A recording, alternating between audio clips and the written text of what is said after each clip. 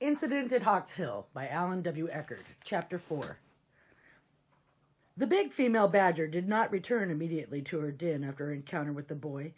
That she had happened to blunder into him while out hunting was an unusual occurrence. But the wind had been blowing wrong for her to catch his scent, and his quietness had concealed his presence until the encounter. More surprising was the fact that she had not immediately raced away upon seeing him. And even stranger yet was what had ultimately happened, that she had not only taken food from him, but that she had let him reach out and actually touch her. Yet in some instinctive way she had seemed to know at once that he was not a threat to her. His small size was perhaps the determining factor. In weight he could not have been more than 12 pounds heavier than she, and while his length was greater than hers, she was broader and more heavily built than he. She seemed somehow to understand that she herself was more a threat to him than vice versa, and his very defenselessness had worked in his favor. Nevertheless, the encounter had been unsettling, and she did not resume active hunting again until she was almost a mile away from the place where they had met.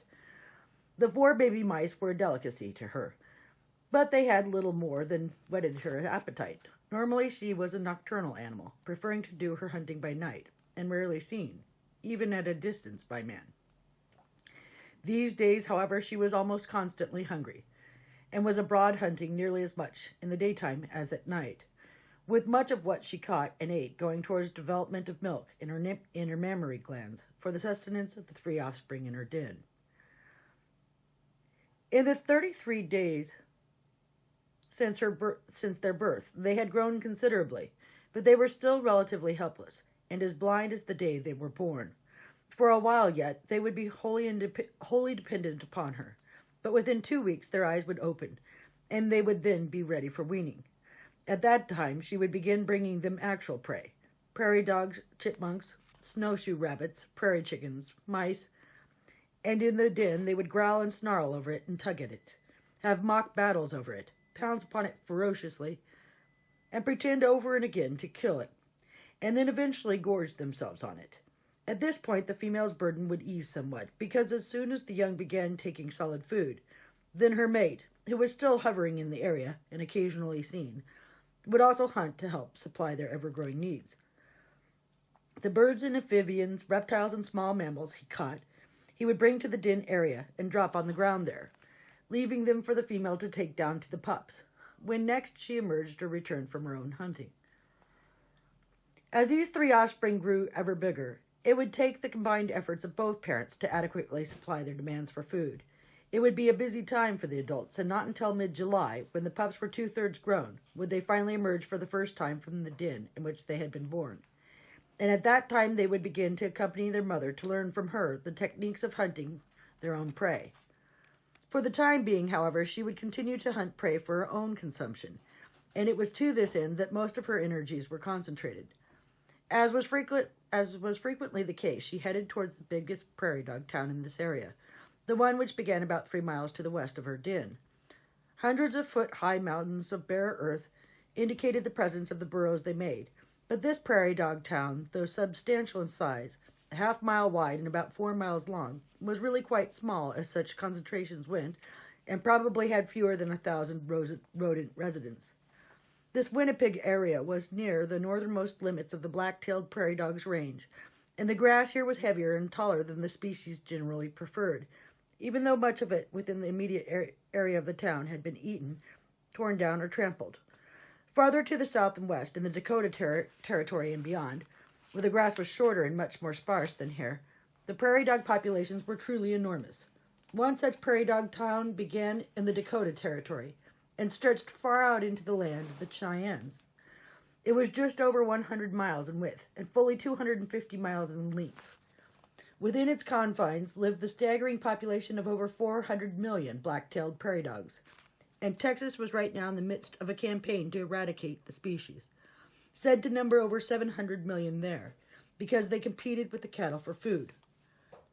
The female badger paused briefly on 3 different occasions before reaching her destination. The first time was when she flushed a sharp-tailed grouse hen from her nest. The bird thrashed off in the grass, as if in great distress, emitting a peculiar clucking sound and holding one wing badly askew, to give the impression it was injured.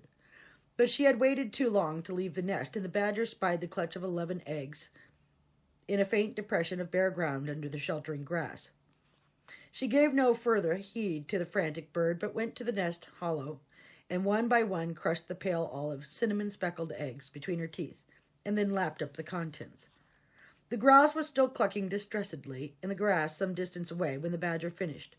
Paying no attention to her, she licked the residue of yolk and albumin from her front teeth and immediately struck out westward again. It had been merely a snack that had done little to satisfy her gnawing hunger. 100 yards farther on, she paused to sniff at the still warm bedding place where Snowshoe Rabbit had crouched. It had evidently heard her coming and fled only moments before.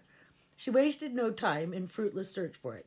Badgers rarely attempt to run down their prey, but she did remain long enough to pull a plump rose hip from a wild rose trailer close by and munch it down as she continued her trek. Finally, within sight of the prairie dog town, she caught a large black cricket that had imprudently leapt up directly in front of her. A flashing forepaw pinned it to the ground, and in moments the insect had followed the baby mice and grouse eggs. Pausing here a moment longer, the badger looked out over the rodent village before her. Numerous prairie dogs were moving about in the distance close to their mounds, or sitting high upon them as they watched carefully for possible peril which might appear in the form of hawk, eagle, ferret, coyote, lynx, badger, or some other predator. Even as she saw them, one of the lookouts saw her and instantly issued a piercing barking sound, followed by a high-pitched chirr. The speed with which the prairie dogs vanished down their burrows at this warning signal was almost comical. One of the closer ones, some distance from its burrow, ran so fast to reach it that it tumbled, rolled over, regained its feet, and raced on. At its burrow it paused for just an instant to stand high and look around, and then it plunged out of sight, its own barking cry hanging in the air behind it. The badger headed towards where the last individual disappeared. She seemed to be in no particular hurry. Her own highly developed technique of hunting for these, her most favored prey, practically assured success, even though at the cost of considerable energy. She stopped for a moment to sniff the entrance to the animal's burrow, but then left it and began walking an expanding spiral course around the opening, grunting and wheezing occasionally. She was perhaps 15 or 18 feet from it when she stopped. Nothing about the surface of the ground here seemed in any way different from the surrounding ground, but at once she began an incredibly fast digging, almost straight down. Through a process still mystifying to man, she had located the exact place in which to dig the least in order to reach her prey. No other animal in North America can dig as rapidly as the badger, and the speed in digging which she had exhibited when building her own den was nothing compared to her excavating now. In less than 1 minute, only her rump and thick dark brown tail were still above ground.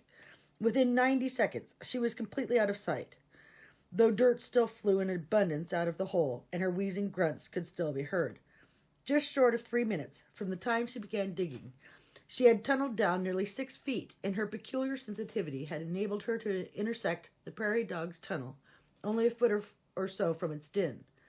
Immediately she began enlarging that tunnel to accommodate herself and hopefully to trap the big rodent in its own chambers. The one factor her incredible directional sense could not determine for her was whether or not the den she was angling to from the surface had an escape tunnel as well as a main shaft. If it did, as sometimes occurred, then her efforts would have been in vain, and the big ground squirrel would quickly escape through a maze of interconnecting passages. If, however, the badger's estimation of the subterranean situation was correct, the den she would be heading for would be a cul-de-sac, an isolated nesting chamber at the end of the tunnel system, with no other outlet. What had been a haven for the prairie dog would become instead a trap of its own making. Such was the case now. Upon emerging into the rodent's tunnel, the female badger paused in her digging to listen. Ahead, despite her own labored breathing, she could hear the trapped animal furiously digging, trying desperately to create a new exit from the chambers. Expert digger though it was, it could not begin to match the excavating speed of the badger. In seconds more, the badger broke into the den and plunged into the new hole on the other side of it that the prairie dog was digging. She enlarged it as she went, and 1 moment later there came a muffled little cry as she overtook her prey and ended its life with a powerful bite which severed its spine. With the limp rodent in her mouth, she backed into the chamber, turned around with difficulty, and then headed towards the surface in the tunnel she had dug. Only 5 minutes from the time she had begun digging, she was back in the open air with the object of her hunt. She dropped the 3-pound rodent and shook herself, scattering the dirt clinging to her dense fur. The prairie dog was a stout adult male, about 1.5 feet in length. Its tail was short and black-tipped, and its body fur was yellowish-tan above and rather whitish below. It made a heavy burden for the badger to pick up and carry in her mouth, as she did now, heading towards her den.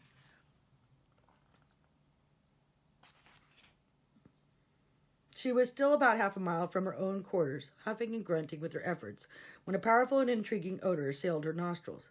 Without dropping her prey, she paused and sniffed several times. Even with the smell of the prairie dog strong in her nose, the new odor was evident, and an extremely compelling one. Had she not had prey already to bring back to her den, she would have followed the new scent to its source. Now, however, she resumed her journey to the den, and heard her offspring begin to whine with excitement, almost as soon as she started down the burrow. She carried the prairie dog into the den with her, and then laid down beside it. Even as she began eating it at her leisure, the 3 pups, mewling and whining and nuzzling against her, found the engorged nipples on her lower abdomen and settled greedily to their own repast. They had not been fed in nearly 5 hours, and they were ravenous. The big female ate only about 1/4 of the large ground squirrel, and then, her stomach full and her breathing easier, she cleaned the babies thoroughly with her tongue, and then lay back and slept while they continued to nurse from her. What remained of the prairie dog she would continue to eat over the next 3 or 4 days, content to relax in her den with the pups until hunger once again forced her to hunt. Outside, as darkness fell, the same fascinating scent that had come to her nostrils now was detected by her mate. Only moments before, he had awakened from day-long sleep and emerged to hunt throughout the night. He was easily as big as the female, perhaps just a shade bigger, and from outward appearances seemed identical to her, except that his head was a slight bit broader, his skull more massively built than hers. He was less than 100 yards from his own den when the intriguing smell came to him, and he began following it up at once. Sardines have a heavy, oily aroma, and though the male badger did not know this was what he was smelling, his olfactory sense did tell him it was fish, and that it was good to eat. About 1/4 mile from where he first detected the scent, he came to its source. Had he paused, taken his time, advanced carefully, he might have detected just the faintest scent of metal, and perhaps the even more elusively lingering smell of man. But the heavy sardine smell so overpowered these that he did not hesitate. Last night's hunting had been poor, a couple of meadow voles and a jumping mouse, and his hunger had made him incautious. There was freshly turned earth where the smell was strongest, and immediately he began to dig on the spot. Hardly had he begun when something seemed to leap from behind the soil at him, and then an agonizing pain shot up his forelegs. He lurched backward, snarling ferociously, only to be brought to a jerking halt and thrown to the ground. When the steel trap, clamped on both front legs, reached the end of its chain, he shrieked and howled and tore up the ground in his frenzy to get free, biting impotently at the hard metal, and time after time being thrown down heavily as the end of the chain was reached in his struggling. The metal ring on the end of the chain farthest from the trap was securely wired to a thick wooden stake that had been driven deep into the ground, so that its top had been buried in the earth. Had he been able to reason over his predicament, even though his front feet were imprisoned, he might have been able to dig enough to unearth the stake and hobble away with the trap. Such reasoning, however, was beyond his capability or capacity. He knew only that he was caught, and his instinct drove him to jerk and struggle and bite at the object which held him, the trap itself. All through the night he alternately struggled and rested, sometimes snarling and biting at the trap, or even at his own imprisoned feet, sometimes lying outstretched at the very limits of the chain, panting heavily and occasionally whining with the pain the trap was causing him. This was one of the sardine-baited traps that had been set by George Burton. He was a better trap setter than he was a trap checker. For 2 nights and the better part of 2 days, the male badger lay helpless in his deadly predicament, his struggles weakening and his thirst and hunger increasing. So furious had the initial night's struggles been, that now in the late afternoon of the second day, hardly a blade of grass or undisturbed ground remained within the radius of the trap's chain. The badger was on his side and appeared too weak even to stand. But at the sound of Burton's horse approaching, the animal was again lunging and tearing in his efforts to get free. When such struggling remained as futile as ever, he simply bunched himself to the ground and crouched waiting, snarling and issuing deep, fearsome growls as Burton stopped his horse. The big yellow-gray dog, Lobo, was not with him. Burton had decided he'd be more trouble than he was worth this close to home. It would not be helping the trapping any to have dogs sent all over the place. Or maybe have Lobo get caught himself by digging after the bait. Burton dismounted and approached the trapped animal. "Well," he muttered, "instead of a coyote, looks like I got me some shaving brushes. Yes, sir, purely does." He was well back from reach of the badger, but still he leapt back a few feet further when the animal lunged towards him with an awful snarl and was thrown heavily to the ground by the snubbing of the trap. There was still plenty of life in the badger and no trace of fear, only a deadly malevolence directed at this man who stood just beyond his reach. Although Burton had a rifle in his saddle scabbard, he did not take it out. He had no intention of wasting a cartridge where it need not be used, nor in damaging a pelt with an unnecessary bullet hole. Instead, he untied from behind the saddle a stout 2-foot length of mallet handle. With this club, he advanced on the badger and stopped again just out of reach, until the thrashing animal was so exhausted he could only lie there wheezing and glaring at his enemy. Burton handled the club with the deftness of long experience in its use. With his viciously accurate swing, he struck the badger slantingly across the crown and bridge of the muzzle. The badger stiffened, and his hind legs stuck straight out and trembled violently for a moment, then relaxed. Burton did not hit him again. He had no need to. It was rare indeed when he needed to dispatch his trapped animals with more than a single blow. With casual competence, he opened the trap, freed the badger's mutilated front legs.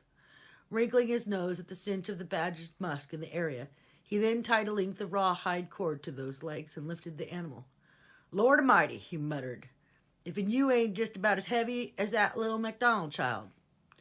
He carried the badger to his horse, and though the mount shied from him a bit at the smell of the dead animal, he managed to lay the carcass across the horse's back behind the saddle.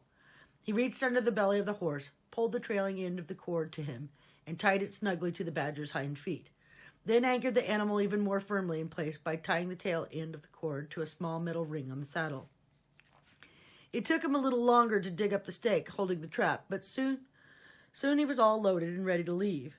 This sight, he knew, torn up as badly as it was and stinking from the musk released from the badger in its struggles, would be unfit for any further trapping. The relatively nearby MacDonald place was on his way home, so he headed his horse towards it, figuring it would please MacDonald to see that one of the badgers that he so disliked had been caught. He had only traveled half a mile, however, when he suddenly reined in and got off his horse. He walked a few yards and then squatted down, squinting into a large oval-shaped hole slanting on into the ground. "Well, well, now," he muttered, "looky here. I reckon I got me another badger. Yes, sir, big un, too. Size of that hole." He walked back to the horse and put a hand on the dead badger's back. "Ain't your den there, is it?" he said. "Nope, reckon not. The way the pillins have been scattered. Yes, sir, reckon we done found us a breeding den. With any luck, your big old missus'll be with you right quick." He worked fast and wasted no motions, aware of the approaching sunset, and anxious to reach Hawks Hill well before dark. Long years on the frontier had taught him that it sometimes could be downright unhealthy to come up on a man's place unexpected after dark. Some folks got the spookies pretty easy and figured it was easier to shoot first and ask questions later. Burton moved back away from the hole about 20 yards and stopped close to a heavy slab of rock lying on the ground. He nodded his approval and dug a hole about 5 inches deep and a foot in diameter. Next, he got the steel trap and removed the wire from the stake to which it had been attached, then secured it to the big slab, grunting as he tilted it on edge. The rock weighed 50 pounds or more and would serve adequately as a drag. He didn't want to do any stake pounding here, as it would be apt to alert the female if she was in her den and make her carry her young away from here just as soon as he left. He knew his quarry well. With the wire well secured, he took a flat tin of sardines from his pack, opened it, and put 3/4 of the contents into the bottom of the hole he'd made. Then he set the trap, making sure the trigger blade was well enough engaged in the pan slot that the weight of the earth with which it would be covered would not set it off, yet not so firmly that the light touch of a badger's paw would fail to trigger it. Again, his experience told him when the setting was just right. With the device set, he positioned it carefully in the hole atop the sardines and placed a large flat leaf over the pan and jaws of the trap. This was to keep dirt from trickling under the pan and rendering it incapable of being triggered. Next, he donned a leather glove to mask his own scent, and with this hand began sprinkling loose soil over the trap. When it was covered with a thin layer, he placed the remaining sardines, except for one, directly over the trap, then continued sprinkling more dirt until the entire set was hidden. Then he scraped up some dried grasses and sprinkled them lightly over the fresh dirt and onto the wire twisted around the rock. He popped the last sardine, as always, into his own mouth and chewed noisily as he stood up and stepped back to inspect his handiwork. He had done well. Without prior knowledge that the trap was there, his existence would never have been suspected. Just as had occurred with the male badger, the next animal which dug here after the bait would be trapped by the steel jaws, which would leap with great speed from under the soil to grip the leg in an unbreakable hold. "Ain't lost the old touch at all," Burton said, and then turning, "Come on, horse. You and me's gonna go visiting." And that's the end of chapter 4.